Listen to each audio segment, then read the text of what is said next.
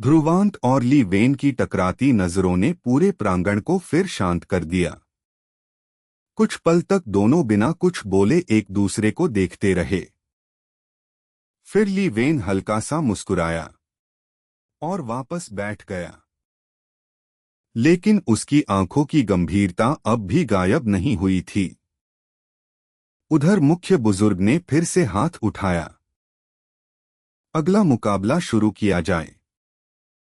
धीरे धीरे बाकी मुकाबले भी आगे बढ़ने लगे, लेकिन अब पूरा माहौल बदल चुका था, क्योंकि हर किसी का ध्यान बार बार ध्रुवांत की तरफ जा रहा था। कुछ शिष्य उससे डरने लगे थे, तो कुछ की आंखों में जलन साफ दिखाई दे रही थी। तभी अचानक एक नया नाम पुकारा गया। ध्रुवांत राणा बनाम लिन काई। भीड़ में तुरंत हलचल मच गई, क्योंकि लिन काई बाहरी प्रांगण के सबसे तेज शिष्यों में गिना जाता था। उसकी गति इतनी तेज थी कि कई लोग उसकी चाल देख भी नहीं पाते थे। कुछ सेकंड बाद एक दुबला लंबा युवक मंच पर उतरा। उसकी आंखें सांप की तरह पतली और ठंडी थीं। तुम्हारी किस्मत अच्छी थी कि हु शेन मूर्ख था, लेकिन मेरे खिलाफ तुम्हें मौका नहीं मिलेगा। ध्रुवांत बस शांत खड़ा उसे देखता रहा। उसकी आंखों में अब अजीब आत्मविश्वास दिखाई दे रहा था। मुख्य बुजुर्ग ने फिर से मुकाबले का संकेत दिया। मुकाबला शुरू। और उसी पल लिन काई का शरीर अचानक धुंधला पड़ गया, मानो वह हवा में गायब हो चुका हो। लिन काई का शरीर अचानक हवा में धुंधला पड़ गया। अगले ही पल वह पूरी तरह गायब हो चुका था। भीड़ में कई शिष्य घबराकर इधर उधर देखने लगे, क्योंकि लिन काई की गति बाहरी प्रांगण में मशहूर थी। लेकिन ध्रुवांत अब भी अपनी जगह शांत खड़ा था। उसकी सुनहरी आंखें धीरे धीरे चमकने लगीं, मानो वह आसपास की हर हलचल को महसूस कर रहा हो। तभी अचानक उसके पीछे हवा चिरी। लिन काई बिजली की तरह उसके पीछे प्रकट हुआ, बहुत धीमा। उसकी उंगलियां सीधे ध्रुवांत की गर्दन की तरफ बढ़ी। लेकिन उसी पल ध्रुवांत ने बिना पीछे देखे अपना हाथ उठाया। तक उसने लिन काई की कलाई हवा में ही पकड़ ली। पूरा प्रांगण अविश्वास में चीख उठा, क्योंकि किसी ने भी लिन काई की गति को इतने आसानी से नहीं रोका था। लिन काई की आंखें पहली बार डर से फैल गईं। ये कैसे संभव है? ध्रुवांत ने धीरे से अपना सिर उसकी तरफ घुमाया।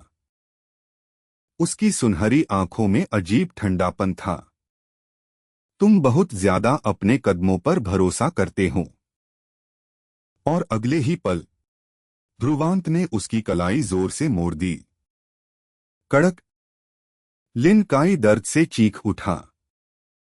और उसी पल पूरे दिव्य आकाश संप्रदाय को महसूस हो गया कि ध्रुवांत की असली ताकत सिर्फ शक्ति नहीं, बल्कि उसकी डरावनी समझ थी। लिन काई दर्द से घुटनों पर गिर चुका था। उसकी टूटी कलाई बुरी तरह कांप रही थी। लेकिन ध्रुवांत ने उसे दोबारा हमला करने का मौका नहीं दिया।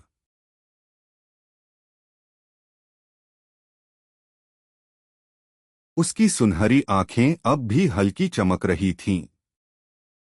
लिन काई घबराकर तुरंत पीछे हटने की कोशिश करने लगा, क्योंकि पहली बार उसे महसूस हुआ कि वह मौत के सामने खड़ा है। रुको, मुकाबला अभी खत्म नहीं हुआ। लिन काई ने दांत भींचते हुए अपनी बची हुई ऊर्जा इकट्ठी की। उसके पैरों के नीचे हवा घूमने लगी। छाया कदम कला। अचानक उसका शरीर 3 अलग परछाइयों में बंट गया। पूरा प्रांगण फिर से हैरानी में डूब गया, क्योंकि यह लिन काई की सबसे खतरनाक युद्ध कला थी। तीनों परछाइयां एक साथ ध्रुवांत की तरफ झपटीं, लेकिन ध्रुवांत बिल्कुल नहीं हिला। उसकी आंखों की सुनहरी चमक अचानक और तेज हो गई, और अगले ही पल उसने अपना हाथ हवा में बढ़ा दिया। तक उसने सीधे असली लिन काई का गला पकड़ लिया। बाकी दोनों परछाइयां उसी पल गायब हो गईं। लिन काई की आंखें डर से पूरी फैल चुकी थीं। तुमने असली शरीर कैसे पहचान लिया? ध्रुवांत की आवाज बर्फ जैसी ठंडी थी, क्योंकि तुम्हारी सांसें बाकी परछाइयों जैसी नहीं थीं। और उसी पल पूरे दिव्य आकाश संप्रदाय को समझ आ गया कि ध्रुवांत राणा सिर्फ ताकतवर नहीं, बल्कि एक जन्मजात शिकारी था। पूरा युद्धमंच खामोशी में डूब चुका था। ध्रुवांत का हाथ अब भी लिन काई के गले पर था। लिन काई की सांसें तेजी से टूट रही थीं। उसकी आंखों में अब सिर्फ डर बाकी था, क्योंकि उसे महसूस हो रहा था कि ध्रुवांत चाहे तो इसी पल उसकी गर्दन तोड़ सकता है। ऊपर बैठे कई बुजुर्ग अब गंभीर नजरों से एक दूसरे को देख रहे थे। ध्रुवांत की क्षमताएं उनकी उम्मीदों से कहीं आगे निकल चुकी थीं। तभी मुख्य बुजुर्ग की भारी आवाज गूंजी, बस, मुकाबला समाप्त हुआ। ध्रुवांत ने बिना कुछ कहे धीरे से लिन काई को छोड़ दिया। लिन काई तुरंत जमीन पर गिरकर जोर जोर से सांस लेने लगा। उसके चेहरे का सारा अहंकार गायब हो चुका था। भीड़ में धीरे धीरे फुसफुसाहट शुरू हो गई। उसने लिन काई को भी हरा दिया। क्या वह सच में सिर्फ चौथे चरण में है? लेकिन ध्रुवांत ने किसी की तरफ ध्यान नहीं दिया। उसकी नजर धीरे धीरे फिर ली वेन की तरफ गई। इस बार ली वेन की आंखों में हल्की उत्तेजना दिखाई दी, मानो उसे आखिरकार अपनी बराबरी का कोई मिल गया हो। तभी मुख्य बुजुर्ग फिर खड़े हुए। उनकी आवाज पूरे प्रांगण में गूंज उठी, अंतिम मुकाबला, ध्रुवांत राणा बनाम ली वेन। और उसी पल पूरे दिव्य आकाश संप्रदाय को महसूस हो गया कि असली युद्ध अब शुरू होने वाला था। पूरा बाहरी प्रांगण अचानक फिर शांत हो गया। हर शिष्य की सांस मानो उसी पल रुक गई थी, क्योंकि यह सिर्फ एक मुकाबला नहीं था। यह बाहरी प्रांगण के दो सबसे खतरनाक शिष्यों की टक्कर थी। धीरे धीरे ली वेन अपनी सीट से उठा। उसके उठते ही आसपास बैठे शिष्य तुरंत रास्ता छोड़ने लगे। उसके शरीर से निकलता दबाव बाकी लोगों को पीछे धकेल रहा था। ली वेन धीरे धीरे युद्ध मंच की तरफ बढ़ने लगा। उसके हर कदम के साथ माहौल भारी होता जा रहा था। आखिरकार वह ध्रुवांत के सामने आकर रुक गया। दोनों कुछ सेकंड तक बिना बोले एक दूसरे को देखते रहे। फिर ली वेन हल्का सा मुस्कुराया, तुमने मेरी उम्मीदों से ज्यादा अच्छा किया। लेकिन यहीं तक। ध्रुवांत की आंखें बिल्कुल शांत थीं। तुम बहुत बोलते हो। पूरा प्रांगण एक पल के लिए स्तब्ध रह गया, क्योंकि किसी ने भी ली वेन से इस तरह बात करने की हिम्मत नहीं की थी। ली वेन की मुस्कान धीरे धीरे गायब हो गई, और पहली बार उसकी आंखों में असली खतरा दिखाई दिया। तभी उसके शरीर से गहरी नीली ऊर्जा निकलने लगी। पूरा युद्धमंच उस दबाव से कांप उठा। कई कमजोर शिष्य डरकर पीछे हट गए। लेकिन ध्रुवांत अपनी जगह से बिल्कुल नहीं हिला। उसकी सुनहरी आंखें धीरे धीरे फिर चमकने लगीं। और उसी पल पूरा दिव्य आकाश संप्रदाय समझ गया कि अब होने वाला युद्ध इतिहास बनने वाला है। पूरा युद्ध मंच दो अलग ऊर्जाओं के दबाव से कांप रहा था। एक तरफ ली वेन की गहरी नीली शक्ति लहरों की तरह उठ रही थी और दूसरी तरफ ध्रुवांत की सुनहरी ऊर्जा तूफान जैसी फैल रही थी। दोनों की आंखें एक दूसरे पर जमी हुई थीं। तभी ली वेन अचानक आगे बढ़ा। धाम! उसका शरीर नीली बिजली की तरह गायब हो गया। अगले ही पल वह सीधे ध्रुवांत के सामने प्रकट हुआ। उसकी मुट्ठी के आसपास नीली ऊर्जा भयानक रूप से घूम रही थी। नील आकाश प्रहार! पूरा मंच उस हमले के दबाव से फटने लगा।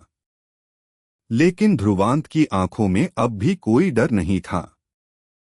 उसकी सुनहरी आंखें अचानक और तेज चमक उठीं।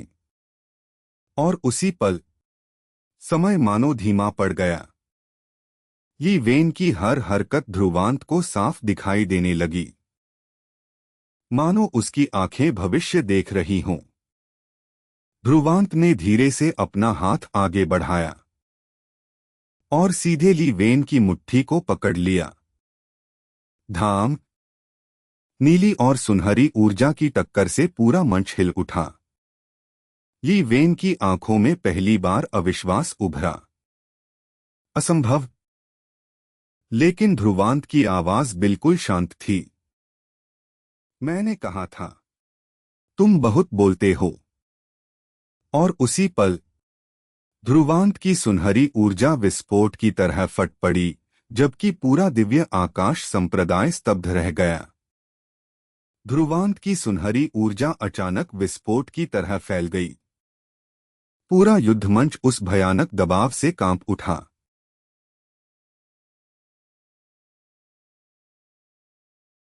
ये वेन की नीली ऊर्जा तेजी से टूटने लगी। उसके चेहरे पर पहली बार साफ घबराहट दिखाई दी, क्योंकि ध्रुवांत की शक्ति उसकी कल्पना से कहीं ज्यादा भयानक थी। पीछे हटो! ऊपर बैठे बुजुर्ग तुरंत अपनी ऊर्जा ढाल बनाने लगे, क्योंकि दोनों शक्तियों की टक्कर अब नियंत्रण से बाहर जा रही थी। ध्रुवांत की सुनहरी आंखें अब पूरी तरह चमक रही थीं, मानो उसके अंदर कोई प्राचीन शक्ति जाग चुकी हो। ये वेन ने दांत भींचते हुए पूरी ताकत लगाने की कोशिश की, लेकिन उसकी नीली ऊर्जा लगातार पीछे धकेली जा रही थी। ये शक्ति आखिर है क्या? ध्रुवांत की आवाज गहरी और ठंडी हो चुकी थी। वही शक्ति जिसे तुम कभी समझ नहीं पाओगे। और अगले ही पल ध्रुवांत ने अपना दूसरा हाथ भी आगे बढ़ा दिया। धाम!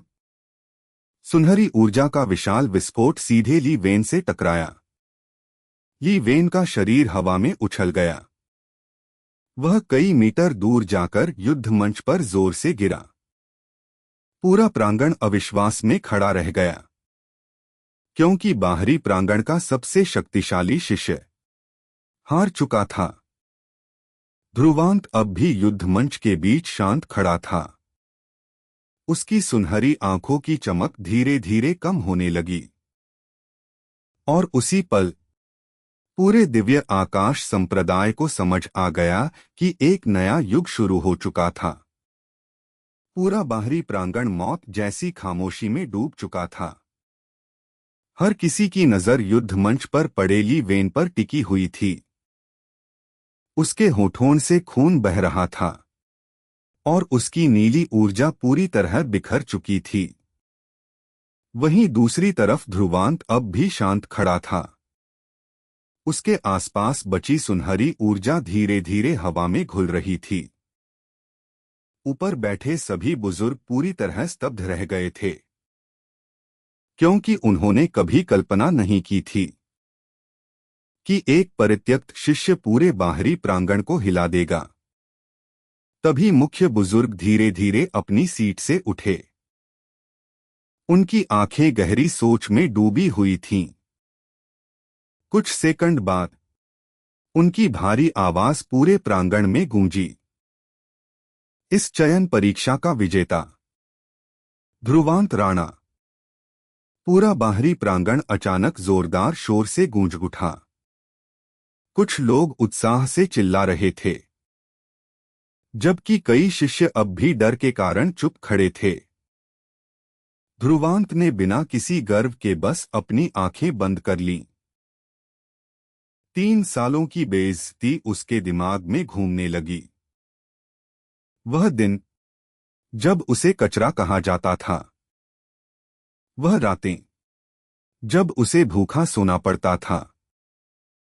लेकिन आज सब कुछ बदल चुका था। तभी अचानक ध्रुवांत की छाती पर बना सुनहरा चिन्ह हल्का चमका। उसकी आंखें तुरंत गंभीर हो गईं, क्योंकि उसी पल उसे किसी अनजान शक्ति की मौजूदगी महसूस हुई। और उसे बिल्कुल अंदाजा नहीं था कि उसकी असली यात्रा अब शुरू होने वाली थी। ध्रुवांत की छाती पर बना सुनहरा चिन्ह लगातार हल्का चमक रहा था। उसकी आंखें तुरंत पूरे प्रांगण को ध्यान से देखने लगीं। लेकिन बाकी लोगों को कुछ भी असामान्य महसूस नहीं हो रहा था। तभी अचानक उसके कानों में एक भारी आवाज गूंजी, आखिरकार तुम जाग गए। ध्रुवांत का दिल जोर से धड़क उठा। उसने तुरंत पीछे मुड़कर देखा, लेकिन वहां कोई नहीं था।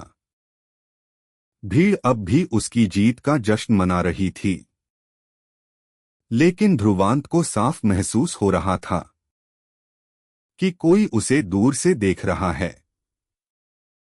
तभी उसकी नजर अचानक ऊपर आसमान की तरफ गई। बादलों के बीच कुछ सेकंड के लिए लाल चमक दिखाई दी, और उसी पल उसकी छाती का चिन्ह तेज जलने लगा। ध्रुवांत दर्द से हल्का झुक गया, लेकिन किसी और ने उसकी हालत पर ध्यान नहीं दिया। तभी वही भारी आवाज फिर उसके दिमाग में गूंजी, दक्षिणी खंडहरों में आओ, वहां तुम्हें तुम्हारे रक्त का सच मिलेगा। ध्रुवांत की आंखें अविश्वास में फैल गईं। रक्त का सच? उसके दिमाग में तुरंत बचपन की धुंधली यादें घूमने लगीं। जलती हुई हवेली, चीखें और खून से सना आकाश। ध्रुवांत ने तुरंत अपनी मुट्ठियां भींच लीं, क्योंकि उसे पहली बार महसूस हुआ कि उसका अतीत सिर्फ एक रहस्य नहीं, बल्कि पूरी दुनिया को हिला देने वाला सच हो सकता है। ध्रुवांत काफी देर तक वहीं खड़ा आसमान को देखता रहा। उसके कानों में अब भी वही भारी आवाज गूंज रही थी, दक्षिणी खंडहरों में आओ। ध्रुवांत की मुट्ठियां धीरे धीरे और कसती चली गईं, क्योंकि उसके अंदर पहली बार अपने अतीत को जानने की आग जगी थी। तभी अचानक किसी ने उसके कंधे पर हाथ रखा। ध्रुवांत तुरंत पलटा। उसके सामने मुख्य बुजुर्ग खड़े थे। उनकी आंखों में अजीब गंभीरता दिखाई दे रही थी। ध्रुवांत राणा, तुम्हारे अंदर की शक्ति साधारण नहीं है। ध्रुवांत कुछ सेकंड तक चुप रहा।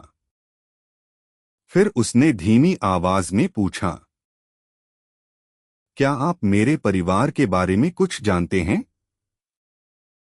मुख्य बुजुर्ग की आंखें अचानक सिकुड़ गईं। कुछ पल बाद उन्होंने गहरी सांस ली। मैं सिर्फ इतना जानता हूं कि तुम्हारे रक्त से जुड़ा नाम कभी पूरी दुनिया को डराता था। ध्रुवांत की आंखें तुरंत गंभीर हो गईं। और फिर एक ही रात में वह वंश गायब हो गया। ध्रुवांत के दिमाग में फिर वही जलती हवेली की तस्वीर चमकी। उसकी सांसें अचानक भारी हो गईं। तभी मुख्य बुजुर्ग ने धीमी आवाज में कहा, अगर सच जानना चाहते हो तो दक्षिणी खंडहरों में जाओ। क्योंकि वहां तुम्हारा इंतजार सिर्फ जवाब नहीं बल्कि तुम्हारी किस्मत कर रही है। मुख्य बुजुर्ग की बात सुनकर ध्रुवांत कुछ देर तक शांत खड़ा रहा। उसकी आंखों में अब पहले से कहीं ज्यादा गहराई दिखाई दे रही थी।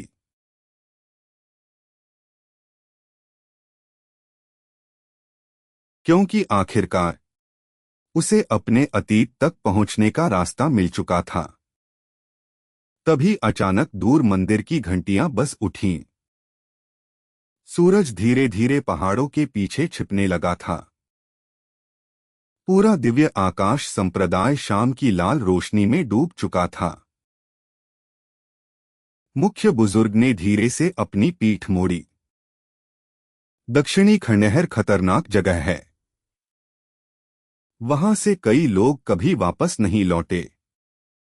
ध्रुवांत की आंखें बिल्कुल शांत थीं।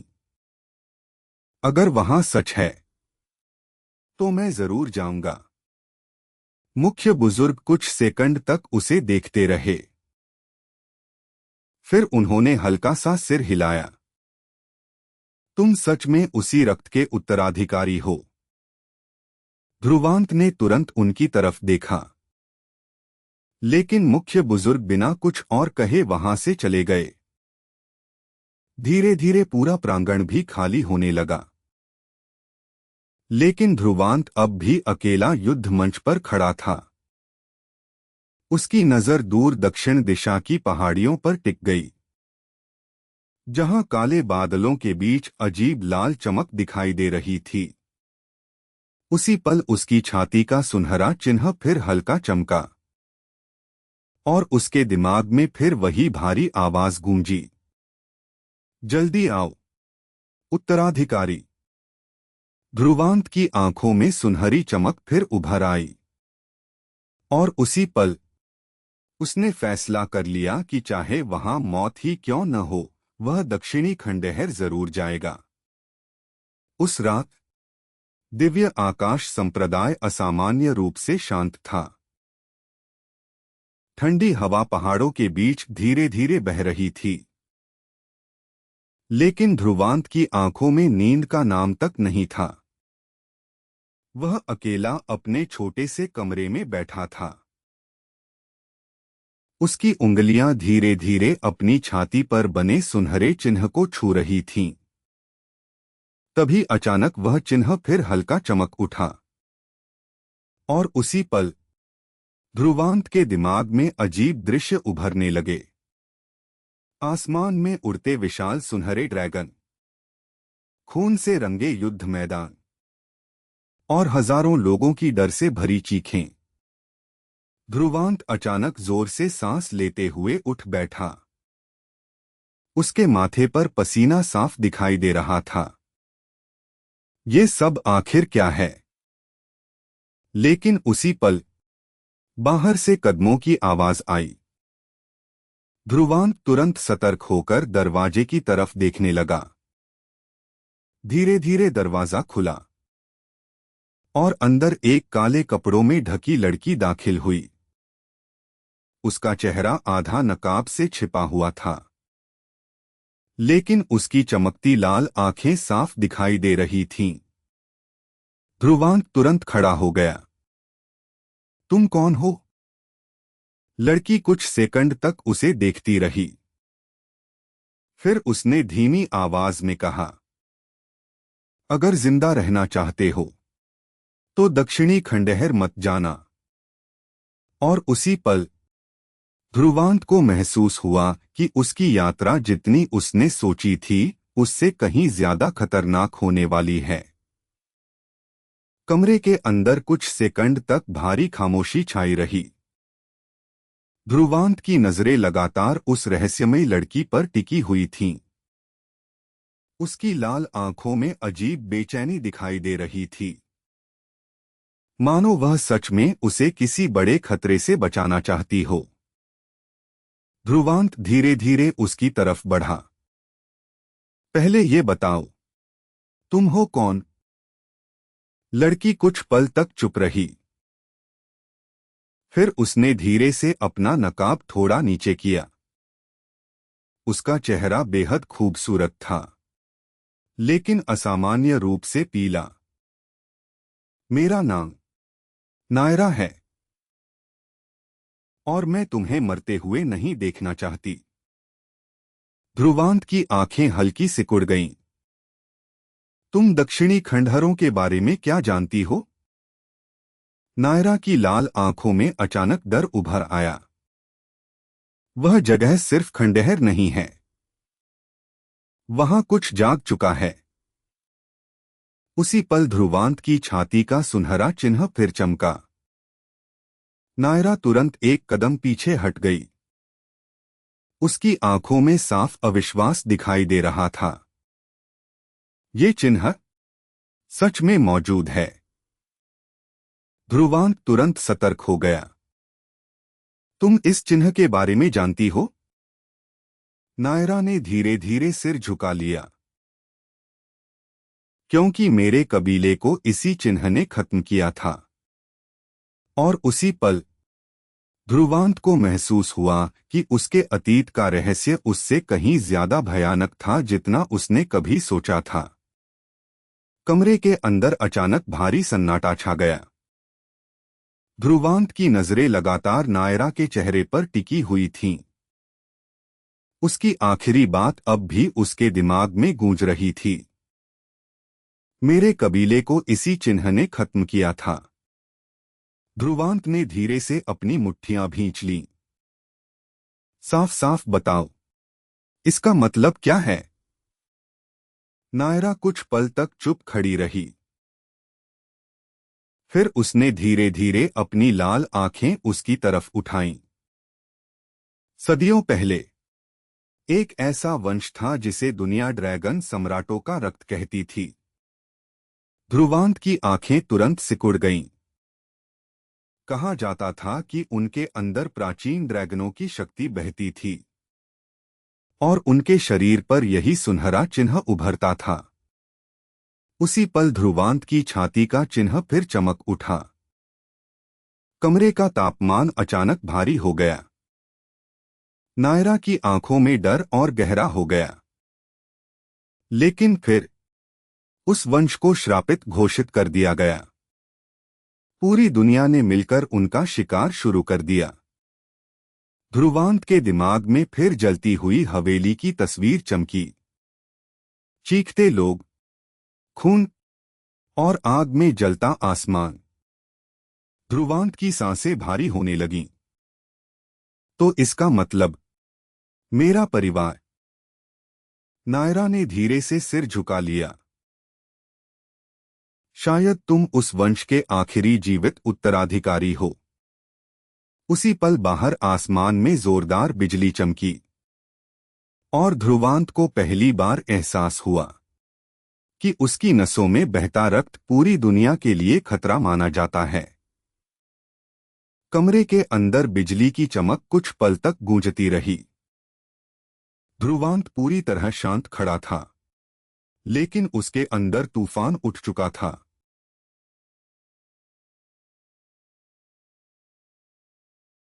उसकी मुट्ठियां इतनी कस चुकी थीं कि नाखूनों से खून निकलने लगा।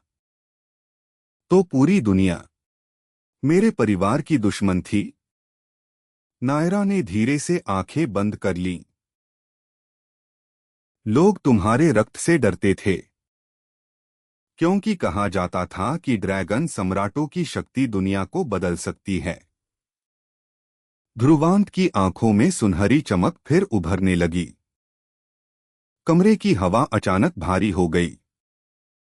नायरा तुरंत एक कदम पीछे हट गई। अपने गुस्से को काबू में रखो, वरना वह शक्ति तुम्हें निगल जाएगी। ध्रुवांत की सांसें धीरे धीरे सामान्य होने लगीं। लेकिन उसकी आंखों में अब पहले जैसी मासूमियत नहीं बची थी। तभी बाहर अचानक तेज हवा चलने लगी। कमरे की खिड़की जोर से खुल गई और उसी पल एक काली छाया अंदर आ गिरी। ध्रुवांत तुरंत युद्ध मुद्रा में आ गया। लेकिन अगले ही पल नायरा का चेहरा डर से सफेद पड़ गया। क्योंकि जमीन पर पड़ा व्यक्ति बुरी तरह घायल था। उसके पूरे शरीर पर गहरे पंजों के निशान थे।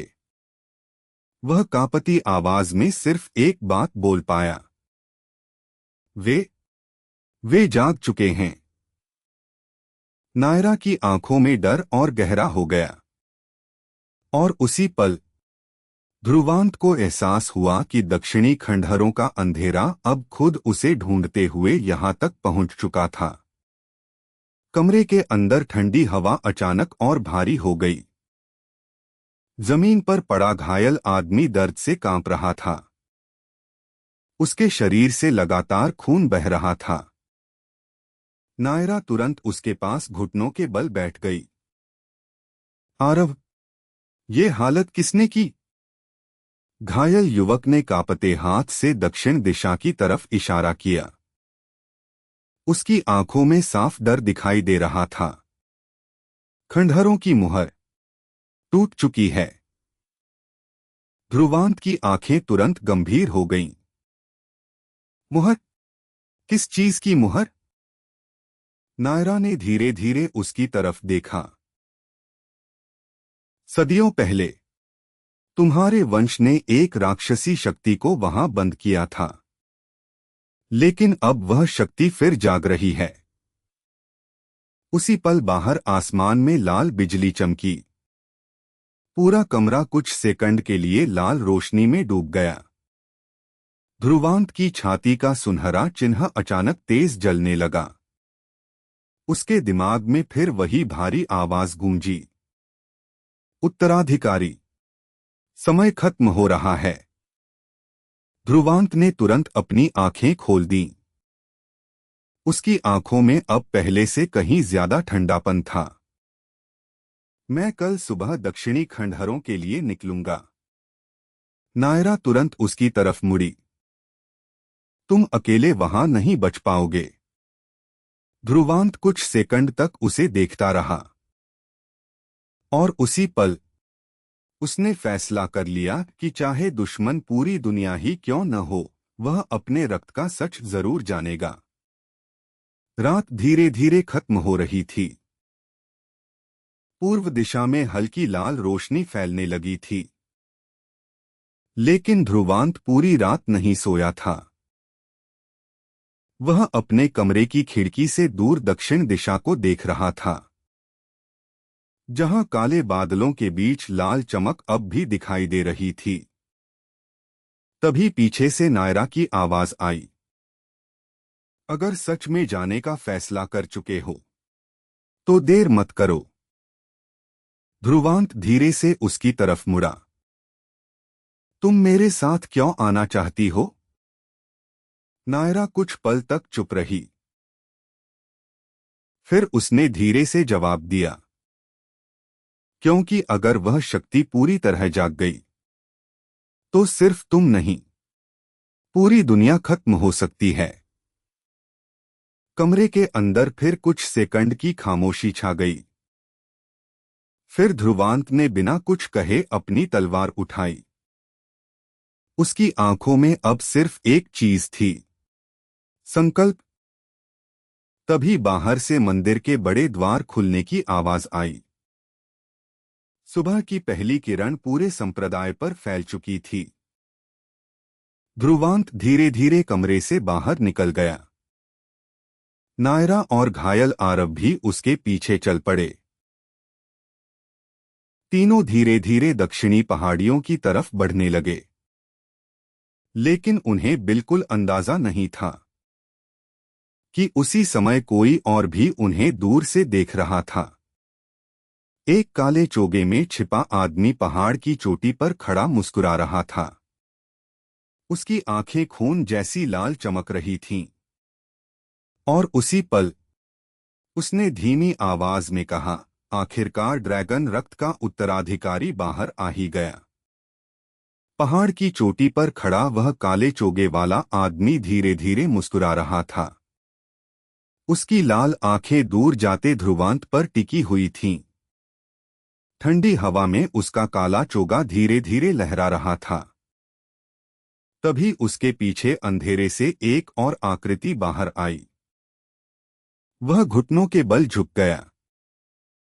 स्वामी, क्या हमें अभी हमला कर देना चाहिए? लाल आंखों वाले आदमी की मुस्कान और गहरी हो गई। नहीं, उसे खुद खंडहरों तक पहुंचने दो। उसकी आंखों में खतरनाक चमक उभरी, क्योंकि वही हमारे स्वामी को पूरी तरह जगा सकता है। उसी समय ध्रुवांत और बाकी दोनों पहाड़ी रास्तों पर आगे बढ़ रहे थे। रास्ता धीरे धीरे और सुनसान होता जा रहा था। चारों तरफ सूखे पेड़ और टूटी चट्टानें फैली हुई थीं। आरव की हालत अब भी कमजोर थी, लेकिन उसकी आंखों में लगातार डर बना हुआ था। तभी अचानक हवा में अजीब गुर्राने की आवाज गूंजी। ध्रुवांत तुरंत रुक गया।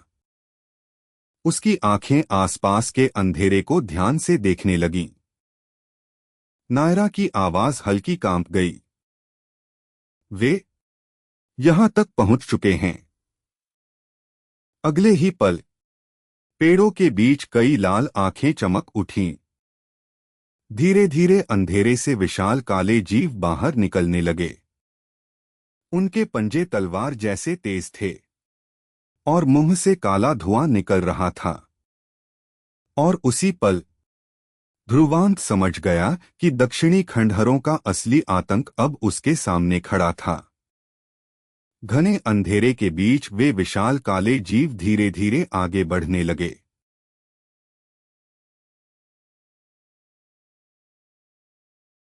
उनकी लाल आंखें भूखे जानवरों की तरह चमक रही थीं। हर कदम के साथ जमीन हल्की कांप रही थी। आरव डर से पीछे हट गया। ये छाया शिकारी हैं। खंडहरों के जागने के बाद सबसे पहले यही बाहर आते हैं। ध्रुवांत ने धीरे से अपनी तलवार म्यान से बाहर निकाली। चांदी जैसी चमक अंधेरे में फैल गई। लेकिन उसी पल उन जीवों ने जोरदार गुर्राहट की। धाम! तीन छाया शिकारी बिजली की गति से ध्रुवांत पर टूट पड़े। ध्रुवांत की आंखों में सुनहरी चमक उभर आई और अगले ही पल उसका शरीर हवा में गायब हो गया। छन्नाक! एक ही वार में पहले शिकारी का सिर हवा में उड़ गया। काला खून जमीन पर फैल गया। लेकिन बाकी दोनों शिकारी तुरंत पीछे से हमला करने लगे। नायरा ने तुरंत अपनी हथेली आगे बढ़ाई। उसकी लाल ऊर्जा हवा में घूमने लगी। रक्त बंधन! लाल जंजीरें अचानक जमीन से निकलकर उन जीवों से लिपट गईं। वे दोनों कुछ सेकंड के लिए वहीं रुक गए। ध्रुवांत ने मौका देखते ही तलवार घुमा दी। धाम! और अगले ही पल दोनों छाया शिकारी टुकड़ों में बिखर गए, जबकि दूर अंधेरे में कोई उनकी लड़ाई देखकर धीरे धीरे हंस रहा था। टूटे हुए छाया शिकारियों के काले अवशेष जमीन पर बिखरे पड़े थे। हवा में अब भी काले धुएं की बदबू फैली हुई थी। ध्रुवांत धीरे धीरे अपनी तलवार नीचे करने लगा, लेकिन उसकी सुनहरी आंखें अब भी अंधेरे को ध्यान से देख रही थीं, क्योंकि उसे साफ महसूस हो रहा था कि कोई अभी भी उन्हें देख रहा है। तभी फिर वही धीमी हंसी हवा में गूंजी। हाँ हाँ हाँ! आरव का चेहरा तुरंत डर से सफेद पड़ गया। वो वही है। नायरा तुरंत सतर्क होकर पीछे हट गई। तभी अंधेरे के बीच दो लाल आंखें चमकीं। धीरे धीरे एक लंबा काला साया सामने आने लगा। उसके शरीर से काली ऊर्जा धुएं की तरह निकल रही थी। ध्रुवांत की आंखें तुरंत सिकुड़ गईं, क्योंकि उस आदमी की मौजूदगी बाकी सभी से अलग थी। मानो उसके सामने कोई इंसान नहीं, बल्कि राक्षस खड़ा हो। लाल आंखों वाला आदमी धीरे से मुस्कुराया। तो तुम ही हो। ड्रैगन रक्त का उत्तराधिकारी। ध्रुवांत ने अपनी तलवार और कसकर पकड़ ली। तुम कौन हो? आदमी की मुस्कान अचानक और खतरनाक हो गई। मैं वो हूं जिसने तुम्हारे वंश का अंत देखा था। उसी पल ध्रुवांत की छाती का चिन्ह तेज चमक उठा और पहली बार ध्रुवांत को महसूस हुआ कि उसके सामने खड़ा दुश्मन उसके अतीत से सीधा जुड़ा हुआ है। हवा अचानक और ठंडी हो गई। ध्रुवांत की सुनहरी आंखें लगातार उस लाल आंखों वाले आदमी पर टिकी हुई थीं। उसके अंदर गुस्सा और बेचैनी तेजी से बढ़ रही थी। तुम मेरे परिवार के बारे में क्या जानते हो? लाल आंखों वाला आदमी धीरे धीरे हंस पड़ा। तुम्हारा परिवार? मैंने उन्हें जलते हुए देखा था। उसी पल ध्रुवांत के दिमाग में फिर वही जलती हवेली चमक उठी। उसकी सांसें अचानक भारी हो गईं। नायरा तुरंत उसकी तरफ मुड़ी। ध्रुवांत, अपने गुस्से को काबू में रखो। लेकिन उसी पल ध्रुवांत की छाती का चिन्ह तेज जलने लगा। सुनहरी ऊर्जा उसके शरीर से बाहर फूटने लगी। आसपास की जमीन दबाव से टूटने लगी। लाल आंखों वाला आदमी अब भी मुस्कुरा रहा था। हाँ, यही शक्ति चाहिए थी हमें। अचानक उसके हाथों से काला धुआं निकलने लगा और अगले ही पल दर्जनों काली जंजीरें हवा में फैल गईं। वे सीधे ध्रुवांत की तरफ बढ़ने लगीं। सावधान! धाम! ध्रुवांत ने तलवार घुमाकर सामने आती जंजीरों को काट दिया। लेकिन टूटी हुई जंजीरें फिर से जुड़ने लगीं। नायरा की आंखों में डर साफ दिखाई दे रहा था, क्योंकि उसे समझ आ चुका था कि उनके सामने खड़ा आदमी सामान्य दुश्मन नहीं, बल्कि उसी अंधेरे का सेवक था जिसने कभी ड्रैगन रक्त के वंश को मिटाया था। काली जंजीरें लगातार हवा में लहराती जा रही थीं। ध्रुवांत हर वार के साथ उन्हें काट रहा था, लेकिन वे हर बार फिर से जुड़ जाती थीं। लाल आंखों वाला आदमी धीरे धीरे उनकी तरफ बढ़ने लगा। उसके पैरों के नीचे जमीन काली पड़ती जा रही थी। तुम्हारे अंदर वही शक्ति बह रही है जिससे हमारे स्वामी हजारों साल पहले घायल हुए थे। ध्रुवांत की आंखों में सुनहरी चमक और तेज हो गई। तुम लोगों ने मेरे परिवार को खत्म किया था। आदमी अचानक हंस पड़ा। नहीं, हम तो सिर्फ शिकारी थे। तुम्हारे वंश को खत्म करने का आदेश ऊपर से आया था। उसी पल ध्रुवांत के दिमाग में तेज दर्द उठा। उसे अचानक एक धुंधली आकृति दिखाई दी। सफेद वस्त्र पहने एक आदमी, जिसकी आंखें पूरी तरह सुनहरी थीं, और उसके पीछे जलता हुआ पूरा शहर। ध्रुवांत अचानक घुटनों पर गिर पड़ा। नायरा तुरंत उसकी तरफ भागी। ध्रुवांत!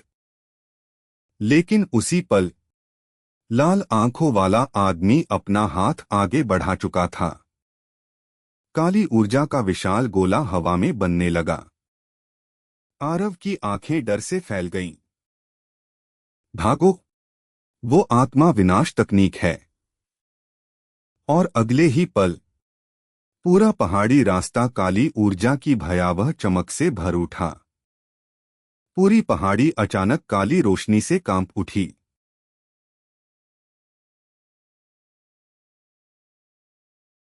लाल आंखों वाले आदमी के हाथ में बना काला गोला लगातार बड़ा होता जा रहा था।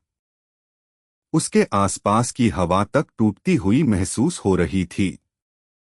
ध्रुवांत अब भी घुटनों पर था। उसके दिमाग में लगातार टूटे हुए दृश्य चमक रहे थे।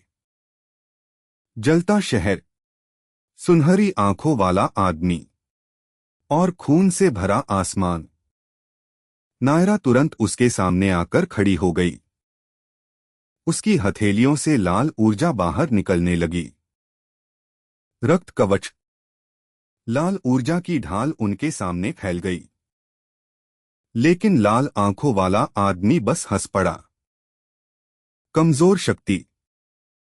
अगले ही पल उसने काला गोला उनकी तरफ फेंक दिया। धाम। भयानक विस्फोट से पूरा पहाड़ी रास्ता हिल उठा। नायरा की लाल ढाल तुरंत टूटने लगी। उसके होठों से खून निकल आया। आरव डर से चिल्ला उठा। लेकिन उसी पल ध्रुवांत की आंखें पूरी तरह सुनहरी हो गईं। उसकी छाती का चिन्ह सूर्य की तरह चमकने लगा। अचानक उसके पीछे विशाल सुनहरे ड्रैगन की धुंधली आकृति उभर आई। पूरा आसमान उस दबाव से कांप उठा। लाल आंखों वाले आदमी की मुस्कान पहली बार गायब हो गई। ये असंभव है। और उसी पल ध्रुवांत के अंदर सोई हुई ड्रैगन शक्ति पहली बार सच में जागने लगी। पूरी पहाड़ी सुनहरी रोशनी से भर उठी। ध्रुवांत के पीछे उभरी विशाल ड्रैगन आकृति लगातार और स्पष्ट होती जा रही थी। उसकी सुनहरी आंखें सूरज की तरह चमक रही थीं। हवा में भारी दबाव फैलने लगा। यहां तक कि जमीन भी धीरे धीरे टूटने लगी। नायरा अविश्वास से ध्रुवांत को देख रही थी। ये शक्ति सच में मौजूद थी। लाल आंखों वाला आदमी पहली बार पीछे हट गया। उसके चेहरे पर अब साफ डर दिखाई दे रहा था। नहीं, ड्रैगन सम्राट की शक्ति खत्म हो चुकी थी। ध्रुवांत धीरे धीरे खड़ा हो गया। उसकी आंखों में अब कोई भावना नहीं बची थी, सिर्फ विनाशकारी शांति। अचानक उसके हाथ में पकड़ी तलवार सुनहरी आग से जलने लगी। पूरा आसमान ड्रैगन की गर्जना से कांप उठा। गुर्राह! लाल आंखों वाले आदमी ने तुरंत पीछे हटते हुए काली ढाल बनाई। लेकिन अगले ही पल ध्रुवांत गायब हो गया। छन्नाक! सुनहरी तलवार सीधे काली ढाल से टकराई। और उसी पल पूरी ढाल कांच की तरह टूट गई। लाल आंखों वाले आदमी की आंखें डर से फैल गईं। असंभव! ध्रुवांत की तलवार अब उसके गले के ठीक सामने थी। और पहली बार अंधकार का सेवक खुद मौत को अपनी आंखों के सामने देख रहा था। सुनहरी तलवार की धार लाल आंखों वाले आदमी के गले को छू रही थी। उसके चेहरे पर पहली बार असली डर दिखाई दे रहा था। ध्रुवांत की आंखें अब भी पूरी तरह सुनहरी थीं। उसके पीछे विशाल ड्रैगन की धुंधली आकृति गर्जना कर रही थी। पूरा पहाड़ी रास्ता उस दबाव से कांप रहा था। लाल आंखों वाला आदमी कांपती आवाज में बोला, रुको, अगर मुझे मार दिया तो तुम कभी अपने असली दुश्मनों तक नहीं पहुंच पाओगे। ध्रुवांत की तलवार और करीब आ गई। मेरे परिवार को किसने मारा था? कुछ सेकंड तक भारी खामोशी छाई रही। फिर आदमी धीरे धीरे मुस्कुराने लगा।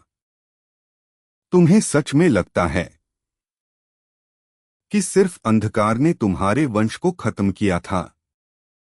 ध्रुवांत की आंखें हल्की सिकुड़ गईं। क्या मतलब है तुम्हारा? आदमी की लाल आंखें खतरनाक चमकने लगीं। तुम्हारे अपने लोगों ने ही तुम्हें धोखा दिया था। उसी पल ध्रुवांत के दिमाग में अचानक एक नया दृश्य चमका। सुनहरी कवच पहने योद्धा जो ड्रैगन वंश के लोगों पर हमला कर रहे थे। ध्रुवांत का शरीर गुस्से से कांप उठा। लेकिन तभी नायरा जोर से चिल्लाई, ध्रुवांत, पीछे हटो। अगले ही पल लाल आंखों वाले आदमी का शरीर काले धुएं में बदलने लगा। और गायब होने से पहले उसकी आखिरी हंसी पूरे पहाड़ों में गूंज उठी, सच्चाई तुम्हें तोड़ देगी। उत्तराधिकारी। पूरा पहाड़ी रास्ता कुछ सेकंड तक बिल्कुल शांत हो गया। काला धुआं धीरे धीरे हवा में गायब हो रहा था। लेकिन उस आदमी की आखिरी बात अब भी ध्रुवांत के दिमाग में गूंज रही थी। तुम्हारे अपने लोगों ने ही तुम्हें धोखा दिया था। ध्रुवांत की सुनहरी आंखें धीरे धीरे सामान्य होने लगीं। उसके पीछे उभरी विशाल ड्रैगन आकृति भी गायब होने लगी। लेकिन उसी पल उसका शरीर अचानक लड़खड़ा गया। नायरा तुरंत उसे संभालने के लिए आगे बढ़ी। तुमने अभी अपनी शक्ति जरूरत से ज्यादा इस्तेमाल कर ली। ध्रुवांत ने धीरे से अपना सिर उठाया। उसकी आंखों में अब गुस्से से ज्यादा उलझन थी। अगर वो सच बोल रहा था तो मेरे वंश को खत्म करने में अपने लोग भी शामिल थे। नायरा कुछ सेकंड तक चुप रही। फिर उसने धीमी आवाज में कहा, सदियों पहले शक्ति के लिए लोग अपने ही परिवारों के खिलाफ हो जाते थे। आरव धीरे धीरे खड़ा हुआ। उसकी नजर दूर दक्षिण दिशा की तरफ गई, जहां अब काले बादल और ज्यादा घने हो चुके थे। हमें जल्दी खंडहरों तक पहुंचना होगा, क्योंकि अगर अंधकार का स्वामी पूरी तरह जाग गया तो इस दुनिया को कोई नहीं बचा पाएगा। ध्रुवांत धीरे धीरे सीधा खड़ा हो गया। उसकी आंखों में अब पहले जैसी उलझन नहीं थी, क्योंकि अब उसने फैसला कर लिया था कि चाहे सच कितना भी भयानक क्यों न हो, वह दक्षिणी खंडहरों में छिपा हर रहस्य उजागर करके रहेगा।